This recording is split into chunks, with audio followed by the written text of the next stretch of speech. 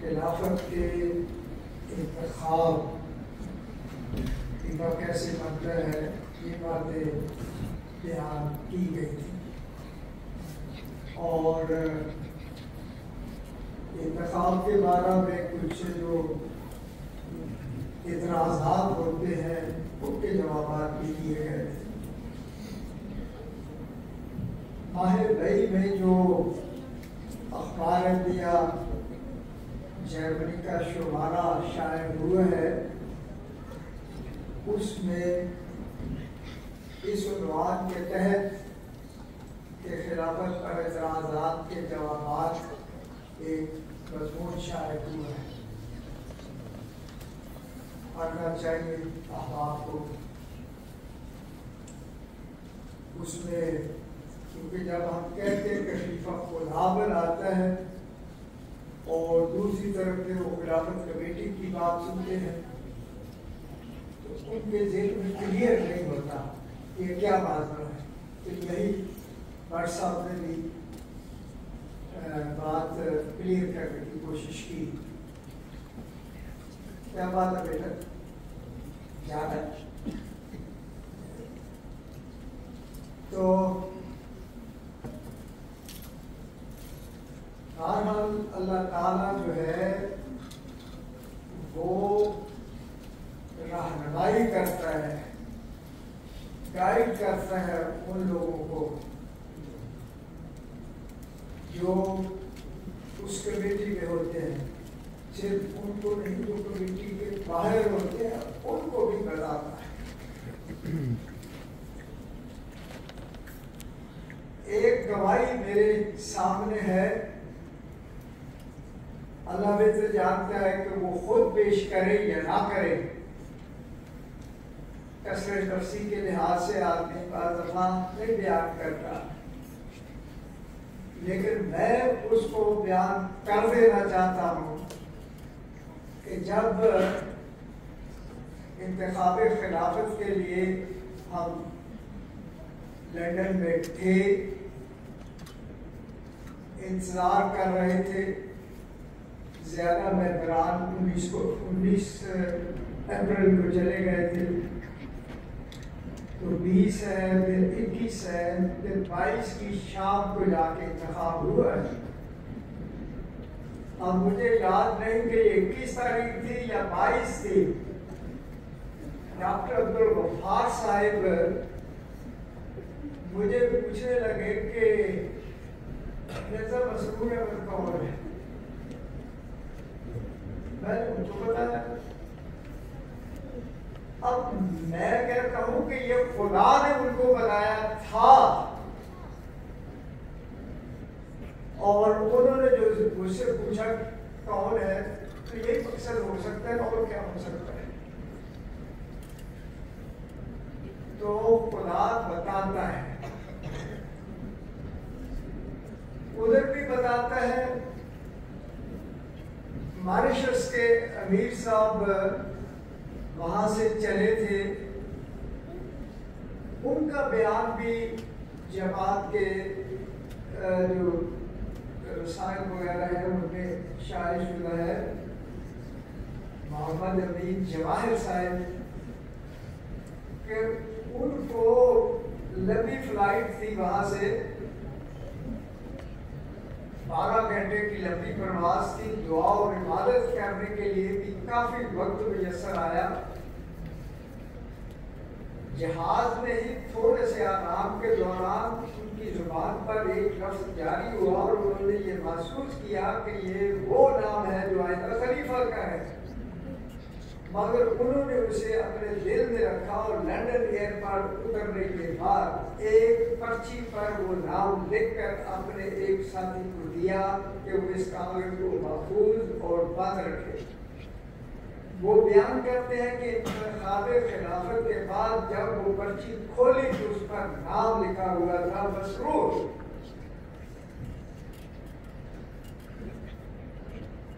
یہ ان کی گواہی ہے۔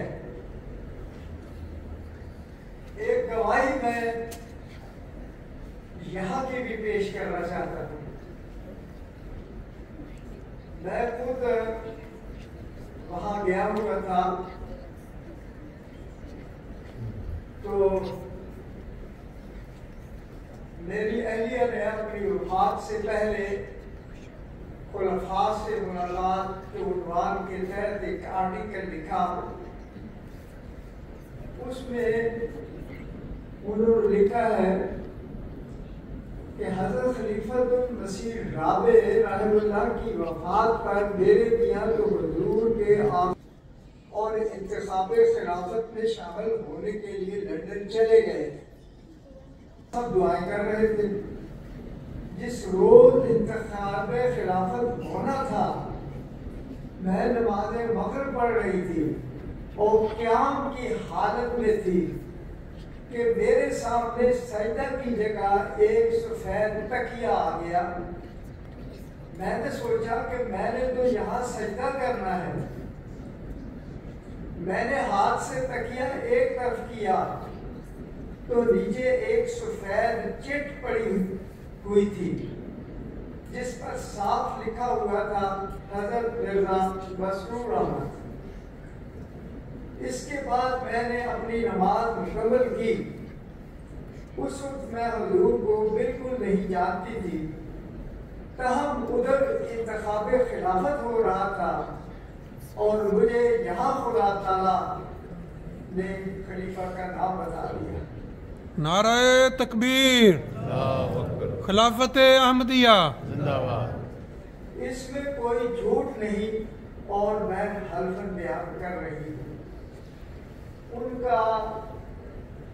انہوں نے پھر مجھے بتایا کہ اس وقت وہ فون کرتی رہی مجھے، اور لیکن اس وقت آپ کو پتا ہے کہ ادھر جو ہو رہا تھا انتخاب خلافت کی عادت تھی، اس کمیٹی کا ممبر تھا، تو وہاں 3-4 گھنٹے لگے. ٹیلی فون وغیرہ سب کچھ بالکل باہر سے رکھوا لیے تھے. چھوٹا سا آپ کو اندازہ لگا دوں، ابھی جیسے پوپ کا انتخاب ہوا ہے، اگر اس میں میری ان کو اندر بند کر دیا گیا. اندر کھلی جگہ ہوتی ہے لیکن مراد اندر ہی انہوں نے رہنا تھا اور باہر کی دنیا سے ان کا کوئی تعلق نہیں تھا. تو یہی حال کم و بیش ہمارے لیے بھی. ہمارے جو قواعد بتائے گئے ہیں انتخاب خلافت میں، اس میں بہت ساری چیزوں کو مد نظر رکھا گیا ہے. حضرت خلیفۃ المسیح ثانی رضی اللہ تعالیٰ عنہ یہ انہوں نے بنیادی طور پر وہ قواعد بتائے تھے. اس میں یہ لکھا ہے کہ انہوں نے پوپ کے انتخاب کے قواعد کو بھی اسٹڈی کیا، دیکھا کیا ملتا ہے. تو بہرحال اس لحاظ سے میری اہلیہ کا وہ فون مجھ تک نہیں پہنچا، اور لیکن ان کو خدا نے بتا دیا تھا. اب خلیفہ جو ہے خدا بناتا ہے.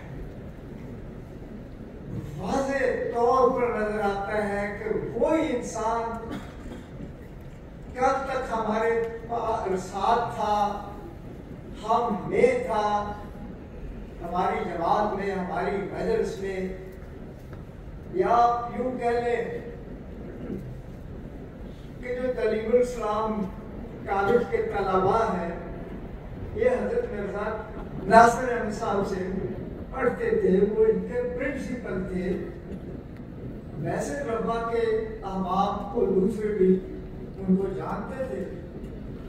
جلسہ سالانہ پر ان کی تقریر ہوتی تھی کہ مرزا ناصر احمد کون ہے. لیکن جب 1965 میں وہ خلیفہ منتخب ہو گئے تو اس کے بعد ان کی گفتگو کا، ان کی تقریر کا رنگ ہی اور تھا.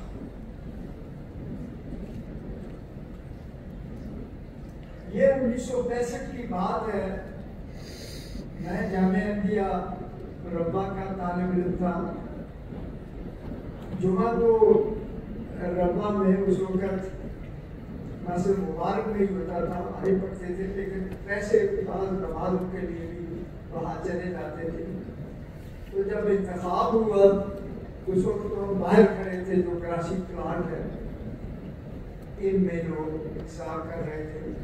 انتخاب کے بعد پھر اندر گئے ہیں، پھر بیعت کی ہے، اس کے بعد نماز فجر کے لیے دوسرے دن گئے ہیں اور کئی دنوں تک ہم جاتے رہے ہیں۔ ایک جامعہ کے طالب علم جو مجھ سے آگے کلاس میں تھے، ہم ہاسٹل سے جب جاتے تھے تو درے اس میں سے گزر کر شارٹ کٹ ریلوے لائن سے بجائے پھاٹک کی طرف سے جائیں درے سے جاتے تھے۔ تقریباً جہاں پر گول بازار میں افضل برادرز کی دکان ہے، یہاں سمجھو مناسب ہوتا تھا، ہم پھر آگے بس مبارک ہو جاتے تھے۔ تو ایک دن درس سن کر واپس آ رہے تھے، جب درے پر پہنچے تو وہ کہنے لگے بھی دیکھیں کتنا فرق ہے خلیفۃ المسیح کی گفتگو میں، اور ساتھ وہ کہنے لگے بے حق نیتا ناصر احمد صاحب کیا پہلے ہی موجود تھے۔ بہرحال جیسے انہوں نے مثال دی جیسے ایک بلب ہوتا ہے، اب جب اس کا کنیکشن آن ہو جائے، یہ خدا کے ساتھ بنائے راستے ان کا تعلق ہو گیا، تو جیسے اس بلب کو جب آن ہو جائے تو روشنی آ جاتی ہے، نور پھیل جاتا ہے، تبدیلی ہو جاتی ہے، نظر وہ پہلے بھی آ رہا ہوتا ہے۔ بعض دفعہ ہلکی لائٹ بھی ہو سکتی ہے اس میں، اور لیکن اگر پیچھے سے کوئی خرابی ہے اس کو ایسے ٹھیک کر دیا جائے تو ادھر بھی وہی چیز بدل جاتی ہے۔